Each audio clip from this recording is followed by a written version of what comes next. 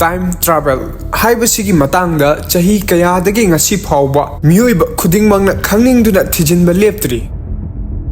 haukraba matamda amuk hanna chatuna akhoigi tungi punsida oirakadabasing shamdokpa natraga tungda oirakadabasing bu mangjawnana khangdokpaki apamba adomsu phawbiramgani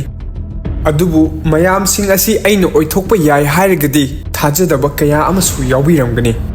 adubu hojik nahakna video asi yengnge matamda miyoi kharadi they are traveling across a span of time hojik nauna puthoklakliba film singdasu time travel gi concept asi yamna phajana sisinari adubu time travel gi concept ta gyan tadaba yauragadi ngasi project makuna purakliba video asida karamna time travel tawba oithokpage haibadu punna khangminasi Sigumba science history facts amadi angakpa kayabu yamna laina gyan taba ngamgadaba video singidamakta akhoi channel asida subscribe toksinbiramu amadi bell icon se nambiduna notification matam chana phangbiyu miyoiba haiba jiba asi hek haurakpadagi anawba pot khudingma khangningba hainingba poklai khongna chalambadagi chaka panba gari uchek sing paiba urubadagi paininglaktuna aeroplane sarakpagi wari asigumlaba khulai machine kaya ama putholakuna test tawbuda mathawai mangkhiba miyoi kaya su yawkhrabani asigumlaba anau innovation mayam asidagi akhoi 3 dimension da yamna laina chathok jasin tawba ngamle 3 dimension haibasida maning mama mathak makha amadi nakan yet oida chathok jasin tawba ngamba haibani mayam asigi mathakta mari shuba dimension haibadi haukraba matam amadi tungda lakadaba matam asidasu chatpa yai haibagi wakal asini time travel 1895 ta H.G. Wells na mahaki poweraba the time machine kauba Nobel ama phongkhi mahak yamna thoidok hendokna khangnubudi natte mahaki wakalda lakpa wari ama sagatlaga lairik oina phongnuba khaktani masidagi hauraga time machine haiba wahai asimak yamna phawba haurakhi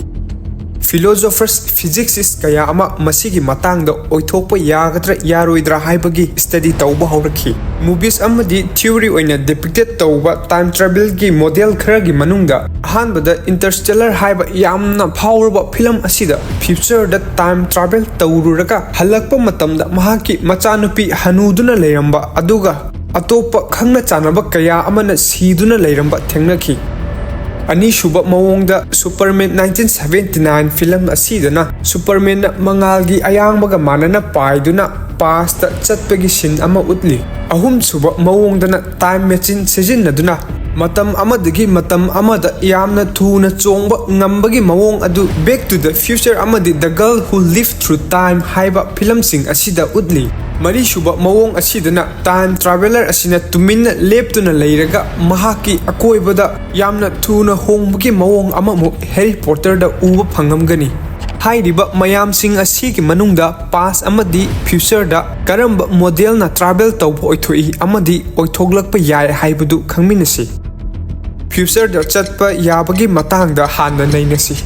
matang asida phawraba scientist Newton amadi Einstein anina piramba theory sing nainaba amadi makhoi anigi manungda kanana IQ hena wangba heli haibadusu khanaba yai Newton na piramba law singi matung innadi time travel tawba asi sungoi oithokte hairi mahaki oinadi matam haiba asi tenjai gumbani kapu kapkhrabadi maikai amada chumna leptana satkani hairami adubu Albert Einstein nadi time travel asi oithoi Newton na hairibasing asi aranbani haiduna hairami mahaki theory gi matung innadi matam haibasi turel gumbani mafam gi matung inna mahaki ichel ki speed su manade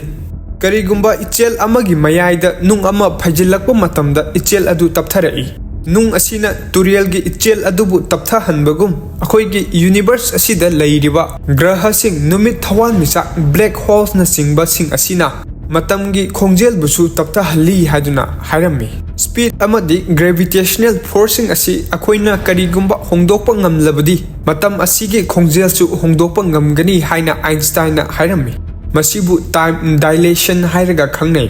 time dilation asi makal thokna tawba yai mayam asigi manungda speed na tawba haiba ama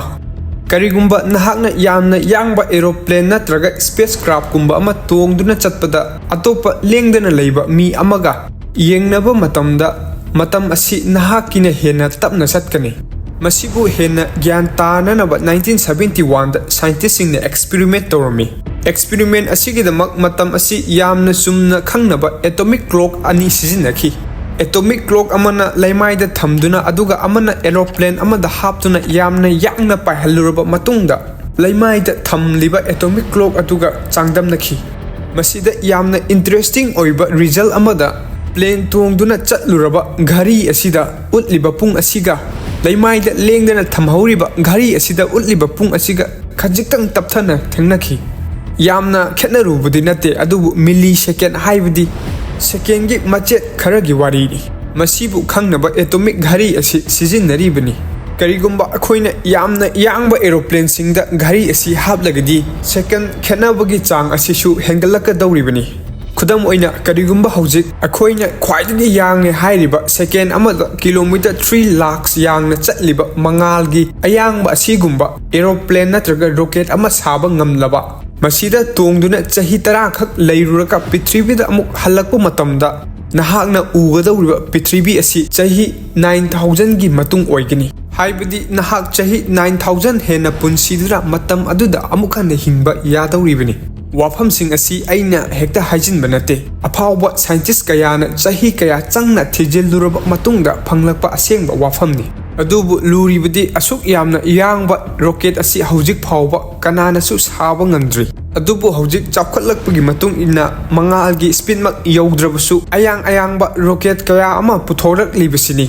masina haibadi oithokloi haibadi haiba yaroi. Hojik shu time travel tawri haibasigi khudam khara pallabada International Space Station asida lairiba astronauts sing asi prithivida lairiba akhoiga amuk changdamnaba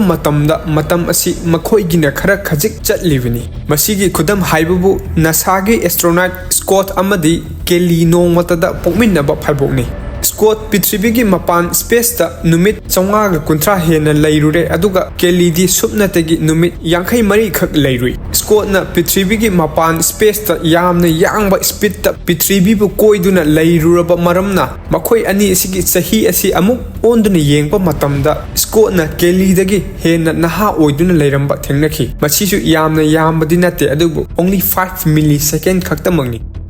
Akhoi mobile phone da sijinnariba Google Map asi GPS technology sijinnaduna satellite ahum gi matengna mafam amabu chapchana uba ngamhalibini. Masigidamak satellite sing asi prithvi gi akoibada 8700 miles per hour da koiduna lairi. Aduna makhoi gi matam asi tapna amuk chatpa masana tabani. Satellite sing asi dasu atomic clock sing sijinnari. Aduga nungtigi prithvi gi pung sing asiga chananabagi damakta microsecond 7 adjust tawriwni. Masina time dilation tawbagi ahanba mawongni. Einstein gi matung ina anishuba time dilation tawbagi mawong asina gravitational force haibadi prithvi gi chingshinbagi shakti asi sijinnaraga tawbani. Hairiba gravitational force asi prithvi ga atopa graha singa yamna khenai. Prithvi manungda phawba manadaba khara lairibani. Einstein gi matung inna chingshinbagi shakti asi kalliba makhai time dilation tawbagi chang asisu heli hairami. Achauba graha haibadi Jupiter gumba numit gumbada chingshinbagi shakti asi yamna heli. Maram asina prithvi ga changdamnaba matamda makhoi ki matam asi onthokna tapna chatli. Nahakna karigumba future da travel tawningba taragadi asigumba mafam asida matam khara lairuragadi chatpa yadawribani. Masigi concept asimangni Interstellar hairiba powerba film asida sijinnariba. Film sida hero asina black holes ki manakta lairiba Miller planet asatki.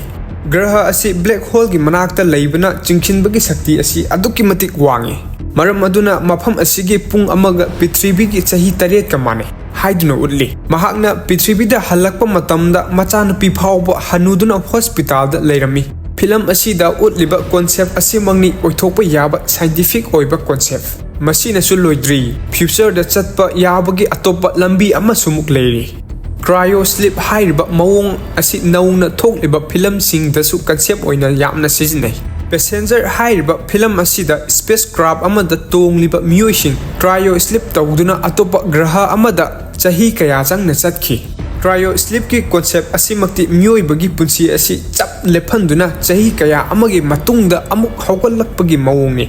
Film asida spacecraft adu system soirakpadagi cryoslipta leiriba mioising haugallaktuna ahal oiduna sikhi aduga atopasing aduna chahi kaya amagi matungda haugalakpagi maung utli concept asimakti oithokpa yamna wagadaba ama oiri nasana atopa graha singda chatpada astronauts singi asumna puthok pusid taunaba star system chamber saba haukrabani masida sijinnariba concept asi atopa jiba singna hibernation tawduna hingnaba hotnabada sijinnariba asiga hairak manai khudam oina Alaska bearna inglaba ningtham tha khangnaba tha nipan supna tumba ngami masina chadrabasu masadagi phattaba khaidoktrabasu masagi body fat sijinnaduna hingba ngami film singda utliba sing asidi science fiction ni akhoi mioibagi hakchang asisu inghanduna thammaba matamda hakchang manungda thokliba chemical reaction sing asi taptharakani masina hakchanggi energy sing asi conserve tawduna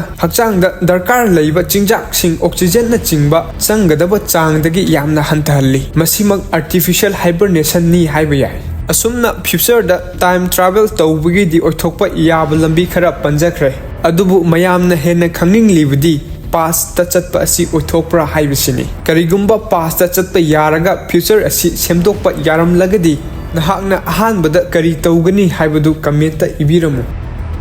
adubu laibak thibadi hojik phawbagi oina past ta chatpa ngamdri June 28, 2009 da Prithivigi power of scientist Stephen Hawking na University of Cambridge ta party ama sinki masida mahakna future dagi past ta time travel tawrokpa mioising party asida yawranaba sinkhibini adubu kana amata lakhide party asi phagi oina past ta time travel tawba asi oithokte haibadu utnaba sinkhibini masi karigidamakta yadribano haibadu explain tawba yamna interesting oiba paradox kaya amasu leiri ahanbada grandfather paradox masigi matung ina karigumba time travel tawduna past ta chatuna nahaki bababu pokliba mapa adu thengnaba thoklabadi kaidongni matam asida nangna nahaki pupu asi soibudigi hatokhrena khalasi adudi nahaki baba adu amuk poklamgadra karigumba nahaki baba adu amuk poklamdragadi nang kamdouna amuk kamaina poklakani nang polaktrabudi karamna nangna amuk past chatuna nangi pupu amuk hat tawribano sigi pakhum kanana piba ngamgani